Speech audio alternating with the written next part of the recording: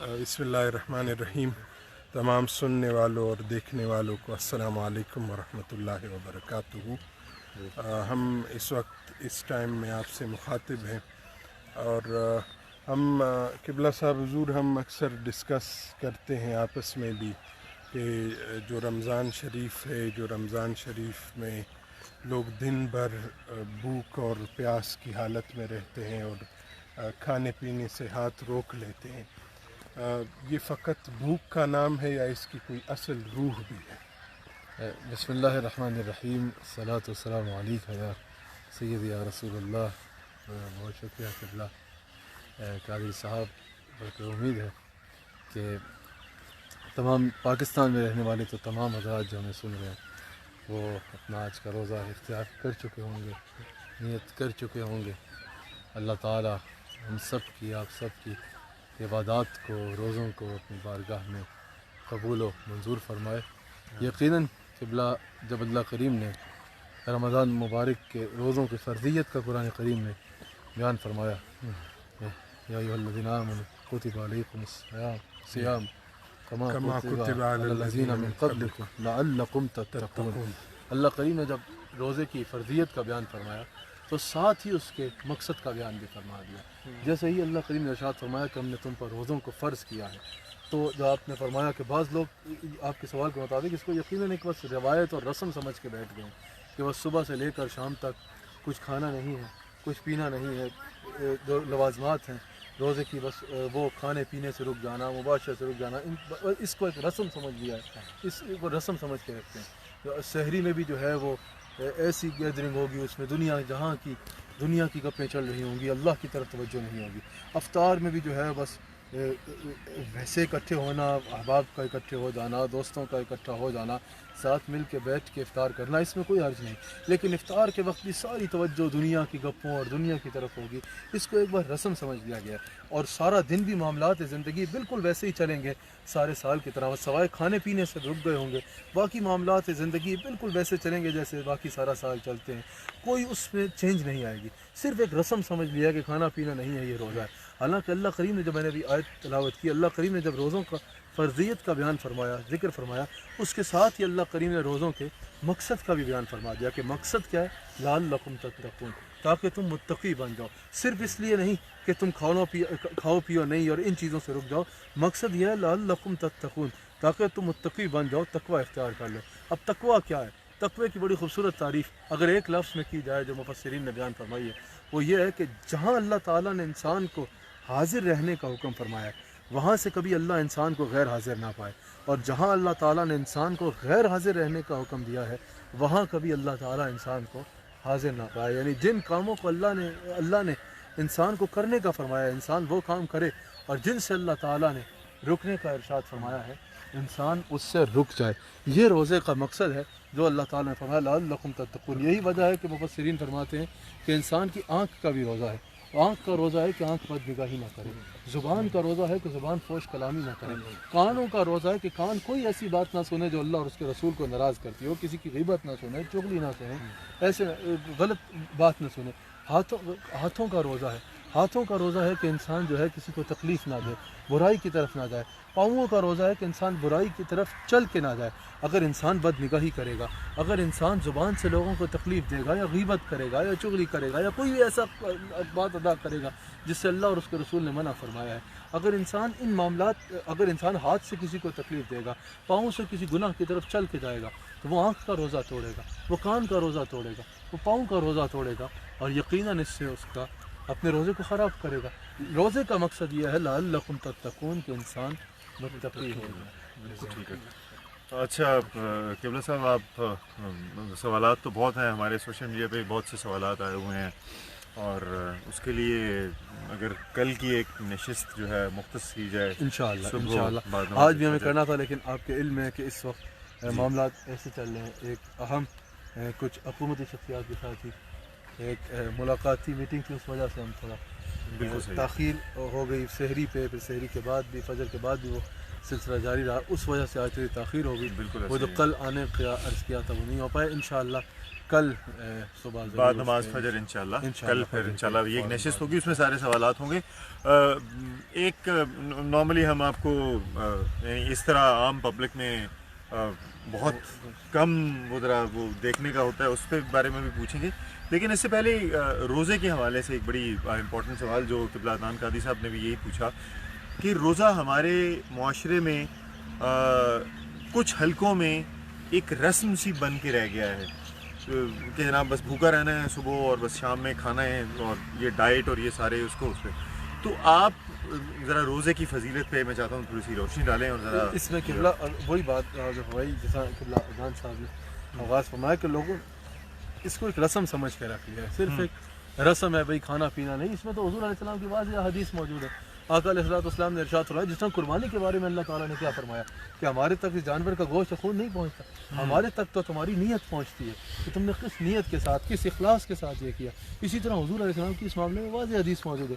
آقا علیہ السلام نے ارشاد فرمایا کہ بعض روزے دار ایسے ہیں جن کو روزہ بھوک اور پیاس کے سوا کچھ بھی نہیں رہتا. بھوک اور پیاس کے سوا کچھ بھی نہیں رہتا. وہ بھوکے ہوتے ہیں، وہ پیاسے ہوتے ہیں، وہ سمجھ رہے ہوتے ہیں بھئی ہم روزے سے ہیں، لیکن روزہ اگر انہیں دیتا ہے تو بھوک اور پیاس دیتا ہے، اس کے سوا کچھ نہیں. کیوں؟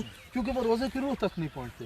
روزے کی روح کیا ہے؟ لعلکم تتقون، تاکہ تم متقی بن جاؤ. یہ ایک پریکٹس ہے، یہ ایک پریکٹس ہے. حضور نے جب بھی روزے کی فرمائی نا کہ جس نے ایمان اور احتساب کے ساتھ روزہ رکھا اللہ تعالیٰ اس کے گناہوں کو معاف فرمائے گا، اللہ تعالیٰ اس کو اپنا قرب عطا فرمائے گا. تو احتساب ضروری ہے کہ انسان روزے میں اپنا احتساب ذات کرے، اپنے گناہوں کو تلاش کرے اور پھر انہیں چھوڑنے کا ارادہ کرے. رمضان تو ایک پریکٹس ہے، اس میں آپ نے گناہ نہیں کرنے، اس میں آپ نے گناہوں سے روکنا ہے. روزہ آپ کو گناہوں سے روک کے رکھے گا. اور پھر جیسے ہی رمضان ختم ہو جائے، آپ روزے سے نکل جائیں تو پھر یہ نہیں کہ پھر وہی معاملات زندگی شروع، پھر اس پریکٹس کو سارا سال جاری رکھنا ہے، اس پہ عمل کرنا ہے. حضور علیہ السلام نے فرمایا بعض روزے دار ایسے ہیں بلکہ آقا علیہ السلام نے جہاں یہ ارشاد فرمایا کہ بعض روزے دار ایسے ہیں جن کو روزہ بھوک اور پیاس کے سوا کچھ نہیں رہتا. اس کے ساتھ ہی پھر حضور نے فرمایا جو حدیث اسی حدیث کی تشریح میں ہی بیان کی جا سکتی ہے کہ آقا علیہ السلام نے ارشاد فرمایا کہ اللہ اکبر، جو روزہ رکھ کے باوجود جھوٹ بولنا اور اس پر عمل کرنا نہیں چھوڑتا، یعنی روزہ رکھ لیا لیکن گناہ کرنے پر، جیسا میں نے آغاز میں کہا کہ گناہ کرتا رہا، گناہ کرنا اور گناہوں کے کاموں پر عمل کرنا اسے نہیں چھوڑا. آقا علیہ السلام فرماتے ہیں کہ اللہ کو اس کے بھوکا اور پیاسا رہنے کی کوئی حاجت نہیں ہے. اللہ کو اس کے بھوکا اور پیاسا رہنے کی کوئی حاجت نہیں ہے.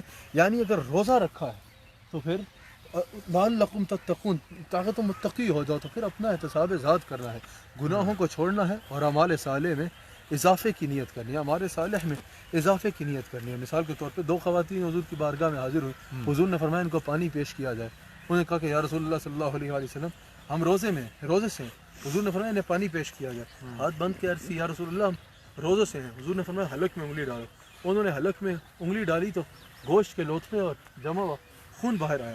تو حضور علیہ السلام نے فرمایا کہ مردہ بھائی کا گوشت کھا کے تم تصور کرتی ہو کہ تم روزے سے ہو، وہ غیبت کرتی آ رہی تھی. حالانکہ اللہ تعالیٰ نے فرمایا کہ غیبت کرنا ایسے ہے جیسے مردہ بھائی کا گوشت. یہ ارشاد ہے کہ غیبت کرنا ایسے ہے جیسے مردہ بھائی کا گوشت کھانا. جب یہ واضح ارشاد موجود ہے تو حضور علیہ السلام نے فرمایا مردہ بھائی کا گوشت کھا کے تم تصور کرتے ہو کہ تم روزے میں سے ہو، روزے سے ہو نہیں. روزے کی اصل روح کو پانا ہوگا تب وہ ملے گا، اس کے وہ اجر ملے گا جو ہم تلاش کرتے ہیں. اس کی اصل روح کو پانا ہوگا جو ہے لعلکم تتقون، تاکہ تم متقی بن جاؤ. اور پھر ایک حدیث ہے جو اس انداز میں روزہ رکھے گا، حضور علیہ السلام فرماتے ہیں کہ قیامت کے دن روزہ اللہ کی بارگاہ میں شفاعت کرے گا اور اللہ تعالیٰ روزے دار کے حق میں روزے کی شفاعت کو قبول فرمائے گا. روزہ کہے گا یا اللہ میں نے تیری رضا کی خاطر اس کو کھانے سے پینے سے روک کے رکھا، تو اس پہ رحم فرما، اور اللہ تعالیٰ رحم فرمائے گا. بہت زبردست، بہت اعلیٰ. عدنان صاحب آپ کی اجازت سے میں دوسرا سوال قبلہ سے، کیونکہ سارا سال آپ دیکھتے ہیں کہ آپ بھی سے تھوڑا قبلہ فرمانا چاہتا ہوں. تو یہ پریکٹس آپ بہت کم دیکھتے ہیں، یا شاید آپ نہیں بالکل دیکھتے ہیں، کیونکہ اجتماعات میں جانا، پھر وہاں پہ تقاریر اور پھر محافل اور پھر وہ سارا سلسلہ ہوتا ہے، تو یقیناً آپ اس سب کے لیے تو ٹائم نکال نہیں پاتے ہیں. تو یہ اب واک کا معمول جو ہے یہ کب سے بنا ہوا ہے آپ کا؟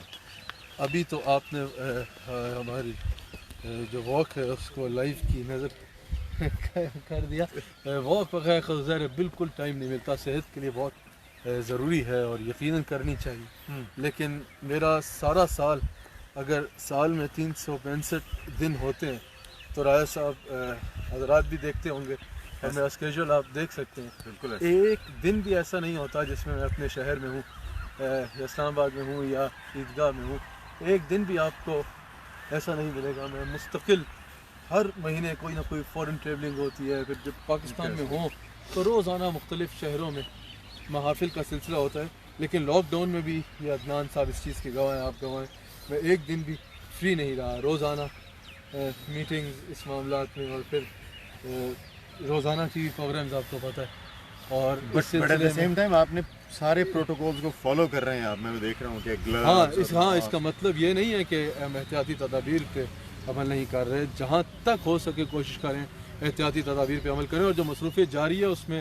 محافل یا تقاریر کا سلسلہ نہیں ہے، محافل اور تقاریر جس دن حکومت نے یہ فیصلہ کیا تھا کہ لاک ڈاؤن کیا جائے اور اجتماعات جو ہے ان کو نہ کیا جائے، اسی دن ہم نے رائٹ دا سیم ڈے، میں بلکہ لاہور جا رہا تھا اس دن، داتا صاحب کے مزار اقدس پہ ایک بہت بڑا اجتماع تھا، میں نے اسی دن مارچ اور اپریل میں کوئی دن ایسا نہیں تھا جس میں میرے 3-4 خطابات نہ ہوں، میں نے اسی دن سارے پروگرامز کو منسوخ یعنی پوسٹ پون کرنے کا اعلان کر دیا تھا، لیکن پھر اس کے بعد اجتماع نہیں کیا، لیکن روزانہ ٹی وی پہ خطابات کا سلسلہ، ٹی وی پہ پروگرامز کا، اور پھر ان معاملات میں حکومتی میٹنگز کا سلسلہ، اور یہاں پر اس طرح سلسلہ چل رہا ہے۔ اللہ تعالیٰ سب کو کرم فرمائے۔ ویسے آپ احباب بھی کوشش کیا کریں کہ صبح کے وقت اس سپیڈ میں نہیں جس سپیڈ پہ ہم کر رہے ہیں، اس سے تھوڑا سا تیز جو ہے واک ضرور کیا کریں، یہ امیون سسٹم کو بھی آپ کے بہتر کرتی ہے، یہ چہل قدمی ضرور، ڈاکٹرز نے بھی کہا ہے یہ اچھی ہے، بالکل صحیح ہے۔ اچھا قبلہ، ویسے تو ہماری ایک نشست کل ہوگی، لیکن یہ جب سے یہ وبا آئی ہے کرونا، ہم نے شروع میں بہت سے اور پھر کچھ لوگ یہ بات کرتے سنے ہیں کہ وہ کہتے ہیں کہ جی بکو نہیں جی، اللہ خیر کرے گا، کچھ بھی نہیں ہوتا جی، کچھ بھی نہیں ہوتا، ذرا ان کے لیے کیا پیغام ہے؟ دیکھیں بات تو یہی ہے کہ اللہ ہی خیر کرے گا، ان کی پہلی بات تو پہلا جملہ تو یہ درست ہے کہ اللہ خیر کرے گا، آپ ہزار کوششیں کر لیں، ہزار احتیاطی تدابیر کر لیں، ہزار کچھ کر لیں، خیر تب تک نہیں ہو سکتی جب تک وہ اشارہ نہ فرمائے، خیر وہی کرے گا، اور اسی نے، ہم اگر خیر سے ہیں تو یہ اسی نے رکھا ہوا ہے، اور آئندہ بھی وہی خیر کرے گا۔ لیکن یہ جو بات لوگ کہتے ہیں نا بھی کچھ نہیں ہوگا، بھئی یہ سب ایسی بات ہے، بالکل توکل کرو بس، یہ مثال کے طور پہ احتیاطی تدابیر کی بھی ضرورت نہیں ہے، کوئی ماسک پہنا نظر آئے تو کہتے ہیں تمہیں توکل نہیں ہے، کوئی گلوز پہنا نظر آئے تو بھئی تمہیں توکل نہیں ہے، کوئی آپ سے ہاتھ نہیں ملائے گا، سوشل اس ڈسٹینس کے اس میں جو تقاضے ہیں کہ ہاتھ نہ ملایا جائے، تو ہاتھ نہیں ملائے گا تو بھئی تمہیں توکل نہیں ہے، ہاتھ ملاؤ بھئی، مطابق خیر ہے، کچھ نہیں ہوتا۔ صفوں کے اوپر جب تمام علماء نے، بلکہ تمام مکاتب فکر کے علماء نے یہ کہہ دیا کہ جو گورنمنٹ نے، پاکستان کی گورنمنٹ نے یہ SOPs طے کیا، یہ تمام مکاتب فکر کے علماء موجود تھے، ہم تقریباً سب میٹنگز میں موجود تھے، سب کے ایک مشورے سے ہوا یہ، تو نہیں جی صفوں میں بھی بعض لوگ ہمیں یہ کہتے نظر آتے ہیں وقفہ نہ رکھا جائے، جب تمام مسلک کے مکاتب فکر کے علماء نے اس پہ کہہ دیا کہ احتیاطی تدابیر میں ایک فاصلہ رکھا جائے گا، خیر کہتے ہیں بھئی کوئی احتیاطی تدابیر کی ضرورت نہیں ہے۔ احتیاطی تدابیر کی کیوں نہیں ہے ضرورت؟ لوگ کہتے ہیں بھئی توکل کرو، ملو ایک دوسرے سے، اسی طرح رہو، بس توکل کرو، توکل اس کو نہیں کہتے۔ حضور علیہ السلام سے ایک شخص نے آ کے عرض کی، سوال کیا کہ یا رسول اللہ صلی اللہ علیہ وسلم، انس حدیث کے راوی ہیں، یا رسول اللہ صلی اللہ علیہ وآلہ وسلم، میں اونٹ کو جو ہے وہ صحرا میں کھلا چھوڑ کے توکل کروں یا باندھ کے توکل کروں، یعنی میں اونٹ کو کھلا چھوڑ دوں صحرا میں، کہ میرا مال ہے تو کہیں نہیں جاتا، اور یہ کر کے توکل کروں یا اس کو باندھ کے توکل کروں۔